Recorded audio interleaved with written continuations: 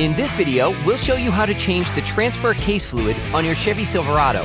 You can find the right transfer case fluid on CarParts.com via the link in the description. For safety reasons, we strongly suggest watching our video on how to jack your Chevy Silverado safely.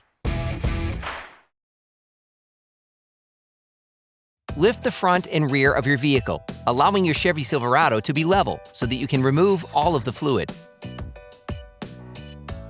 Using a ratchet and an 18mm socket, unscrew the filler cap to facilitate the flow of the fluid when draining.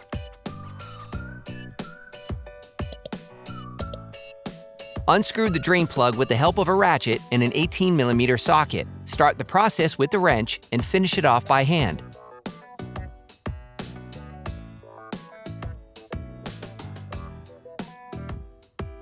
Be careful on the last few turns. The fluid can squirt suddenly. You will have to anticipate this, making sure you have a fluid collector on hand. Let the fluid run out for about 10 minutes.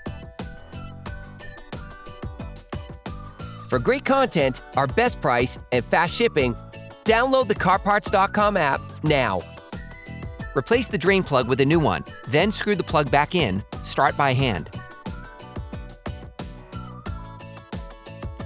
The drain plug is normally covered with white thread locker. Screw it back in with a ratchet until it makes contact. Finish tightening using a torque wrench.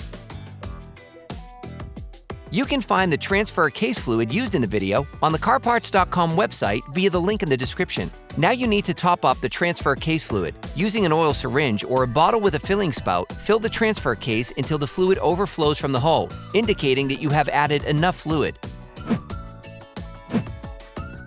Now you can screw the filler cap back on. Finish tightening using a torque wrench.